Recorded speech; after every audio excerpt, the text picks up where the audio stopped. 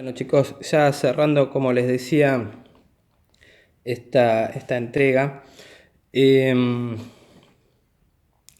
nos queda como otra ideología de la época muy importante, es el nacionalismo. El nacionalismo tiene que ver con la idea de defensa de la patria, ¿sí? De los colores de nuestra bandera, ¿no? Todo el del territorio, ¿sí? La idea nacionalista va a ser muy importante en esta época y muy relacionada con la idea del imperialismo, ¿sí? Eh, bueno, la pregunta es si es malo ser nacionalista. No, no es malo querer a tu país, a tu bandera, a tu territorio, por supuesto que no.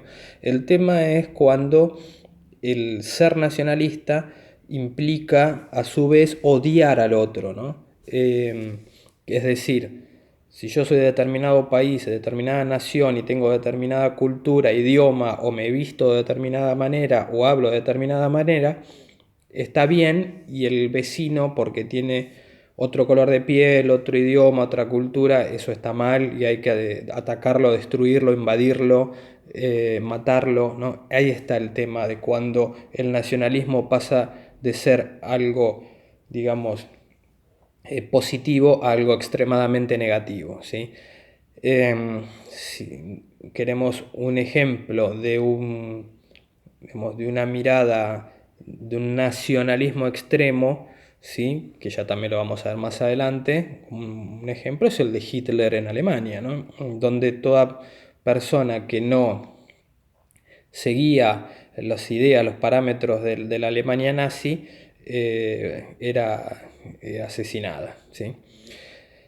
Bueno, pero eso ya lo vamos a ver más adelante.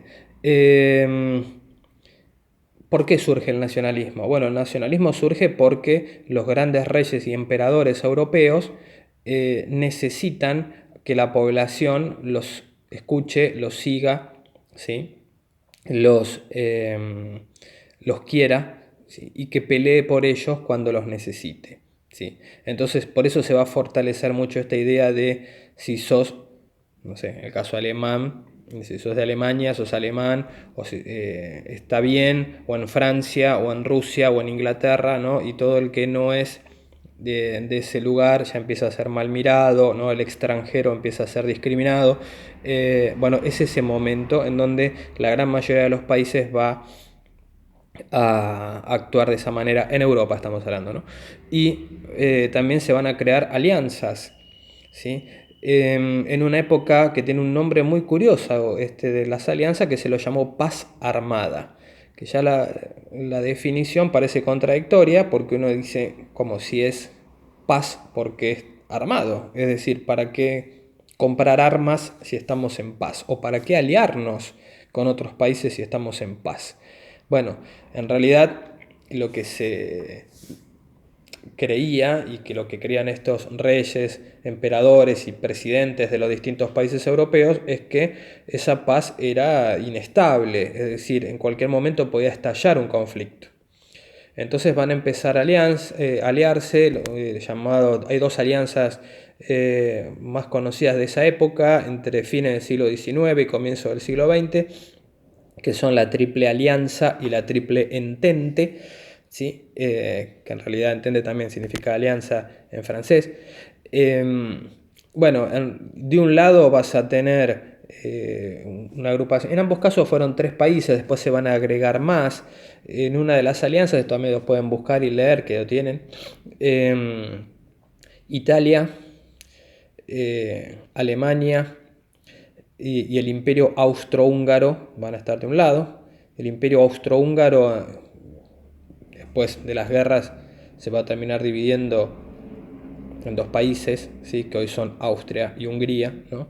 Pero en ese momento, fíjense, de hecho, Alemania no figuraba como un país, sino figuraba como un imperio, ¿no? Entonces sería el imperio alemán, la República de Italia y el imperio austrohúngaro. Eso de un lado. Y del otro lado estaba Inglaterra, ¿sí? Una monarquía constitucional, Francia, una república, y el imperio ruso o Rusia, ¿sí? Bueno, Estos países van a formar las alianzas con anticipación por si llegaba a producirse algún problema, una invasión de uno a otro o de alguna de sus colonias. Es una época de muchas colonias, ¿sí? Es la época, esto ustedes ya lo tienen en el libro, en la página em, en 14-15, ¿sí? En la 15 puntualmente muestra cómo fue dividido África, fue invadida África prácticamente en su totalidad, todo el continente africano, y cómo fue dividido en un puñado de países, ¿no? Bélgica, Inglaterra, Francia, Alemania, Rusia, bueno, Portugal, bueno, ustedes ya lo van a ir viendo. Y cómo se fueron repartiendo, ¿no? Un continente que tenía riquezas como diamantes, oro, pues ya animales, ¿sí?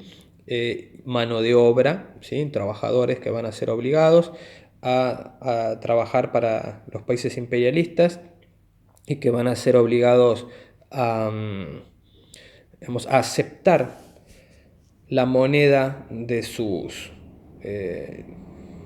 nuevos dueños, digamos, ¿no? Cuando se instalen los bancos y las empresas en sus países, ¿no? De origen inglés, de origen francés, ¿no? Eso, por supuesto, también si empezamos a pensar un poquito, quizás ya lo saben, quizás no, prácticamente en toda África se habla, además del idioma, digamos, tribal, o sea, digamos, el idioma antiguo digamos, de la zona. Hay países africanos que hablan en francés, hay países ¿no? que como lengua también tienen el inglés, ¿no? Y esto tiene mucho que ver con esto que les decía, ¿no? Con cómo fueron dominados, ¿no? Estos países invadidos y dominados. Bueno, y también el texto habla de que el imperialismo se puede hacer de dos maneras. Si hay un imperialismo formal y hay un imperialismo informal. El imperialismo formal es básicamente ir a una zona y atacarla, dominarla e imponer condiciones. Y después hay un imperialismo informal, que es un imperialismo basado en negocios, ¿sí? En donde el gran país imperialista de alguna manera se hace amigo de otro país, pero en esa amistad surge, bueno, qué me tenés que vender, qué me tenés que comprar, ¿no? O sea, es decir, no invaden al otro país, no le ponen la bandera, no le instalan la bandera ni le imponen eh, el idioma ni su moneda, pero la dominación pasa por otro lado, ¿no? La dominación pasa porque ese país sea proveedor de materias primas para el imperio. El ejemplo más claro de esta época y más cercano a nosotros es lo que pasaba entre Gran Bretaña y Argentina. Gran Bretaña era la que pedía carnes, cereales, ¿sí? Productos, lana, algodón, ¿sí? Y después le vendía a la Argentina el producto ya manufacturado, es decir, le vendía la prenda de vestir y también les vendía el acero, ¿sí? El carbón, que van a terminar siendo utilizados acá para la construcción de vías férreas y la instalación del ferrocarril, que los ingleses van a ayudar mucho en la Argentina. De hecho, los ferrocarriles y las vías férreas que tenemos en todo el país fueron instaladas en esta época. Bueno, ustedes ya lo vieron en el trabajo anterior, ¿no? Y que tenía que ver fundamentalmente con que Inglaterra hizo esto porque obviamente necesitaba rápidamente transportar las mercaderías a su país. Entonces, cuanto más lejanos llegaran las vías férreas a distribuirse en distintas provincias argentinas, más rápido y más cantidad de productos y más variedad de productos podían llegar a las cabeceras en la ciudad de Buenos Aires, las cabeceras, las terminales, ¿no? Hoy están en barrio de Constitución, el barrio de Retiro, muy cerquitas al puerto, y ahí las mercaderías eran rápidamente subidas a los barcos y viajaban hacia Inglaterra. Y lo mismo al revés, cuando ellos nos traían sus productos, bajaban en el puerto argentino, acá en el Río de la Plata, en la ciudad de Buenos Aires, y de ahí salían los productos a las distintas provincias. Bueno, este es un ejemplo típico de imperialismo informal, ¿sí? Bueno, y creo que ya, sí, no nos queda mucho más. Si ustedes van a buscar en este material que les di cuando les comenté en el video anterior de comunismo, socialismo, anarquismo, ¿no? Van a encontrar con que en este primer capítulo que les mando no está eso, no está, está en el capítulo 2, eso lo vamos a ver más adelante, pero era necesario contarles un poquito de qué trataba estas ideologías para poder entender el tema. Que el tema, insisto, es imperialismo, ¿no? Hablamos de las ideologías, hablamos de imperialismo, no definimos puntualmente qué significa la palabra imperialismo, pero creo que ya más o menos quedó claro, ¿no? Un imperio es digamos, una extensión de territorio mucho más grande que un reino, ¿sí? Gobernada por un emperador, y que para llevar a cabo sus ideas, para poner, ¿no?, sus ideas a cabo, necesita de esto, ¿no? Necesita de expansión, necesita del nacionalismo, necesita, ¿no?, de imponer sus ideas por medio de la fuerza en la mayoría de los casos, ¿sí?, para instalar económicamente el liberalismo. Ahí empezamos a relacionar lo que veníamos charlando, y que va a surgir como contraposición al imperialismo, como defensa en muchos casos de las ideas del imperialismo, estas ideas que decíamos del socialismo, del comunismo, y el anarquismo también, y el sindicalismo.